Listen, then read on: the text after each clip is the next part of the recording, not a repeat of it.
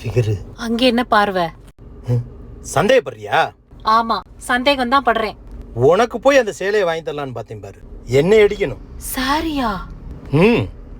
நல்ல பெரிய பார்டர்ல மெரூன் கலர்ல பெயிண்டிங்லயே ஃப்ளவர் டிசைன்ல அதெல்லாம் நீ கட்டிட்டு வந்தா எவ்வளவு அழகா இருப்ப தெரியுமா? பெண்ணே நீயும் பெண்ணா, பெண்ணாகிய ஓவியம்.